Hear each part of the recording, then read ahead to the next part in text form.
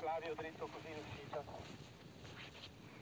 Ok, Donata, se non sei seduta puoi farlo ora, se vuoi sederti meglio, se sei seduta non c'è problema.